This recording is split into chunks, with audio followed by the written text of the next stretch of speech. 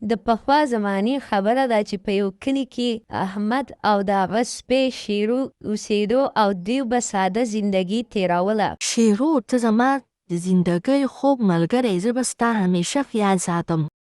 او دغه شان احمد به هره ورځ محنت کاوه خو د زندګۍ مشکلاتو ته ډېر زیات و.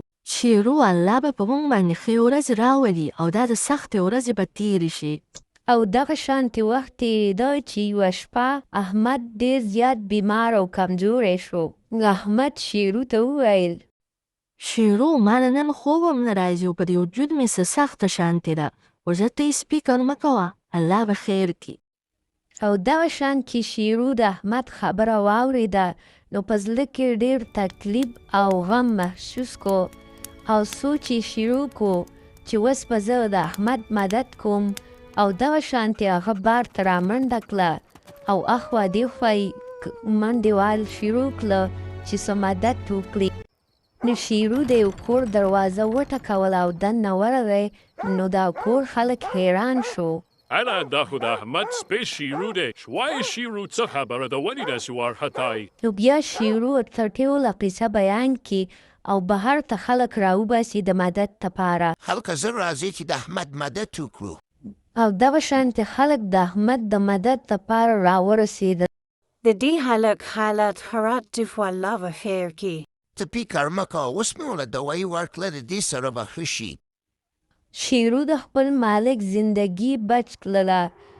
بیا سهار چې احمد راپاڅېد د خوبه نو هغه محسوسه کړه چې خامخا شیرو څوک راوستی و او د کلي خلکو وویله د دې سپي په وفا باندې موږ ډېر زیات حیران یو. او د هغې نه پس د کلي مشر احمد ته خوراک راوړو. بچی ته یو نیک زړه لرې، الله به ستا مدد کوي. د دې سره د احمد په زړه کې یو امید پیدا شو او شیرو ته یې وویل چې په موږ به خامخا ښې ورځې راشي د خوشحالۍ. خو په بل طرف کې په کلي کې یو ځوان سړی چې هغې د احمد سره ډېره کینه ساتله او هغه وویل والکه وګورئ د دې لږ څه د سپي په وجه خلک دونه مدد کوي. هغه په زړه کې یو بد پلین سازاوه. احمده زه به تا اوس د دې سپي نه خلاصوم. او په دغه شپه باندې شیرو بهر ناست و. شیرو چېرته لاړ شي زه دلته یوازې مهار. ناڅاپه دغه کینهناک ځوان سوری د سپي طرف ته روان شو. نن به د دې سپیو قصه ختمومه.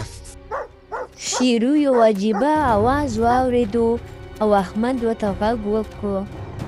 شیرو څه وشول؟ شیرو په زوره زوره غپا شروع کړله او د احمد په زړه کې خټه یېره پیدا شوه. شیرو څه دې ولیدل؟ چې هغه ځوان د احمد خبرې واورېدې نو لاړې یو ځای ته پټ شو د یېرې د لاسه او د احمد د یېرې نه د شیرو د ختمولو جرأت یې ونه کړو او هغه کس د هغه ځای نه لاړی وتښتېدو. احمد او شیرو د یوې لوی حادثې نه بچ شو. هغو د خوشحاله زندګۍ د تېرولو یو بل امید پیدا شو د هغو په زړه کې.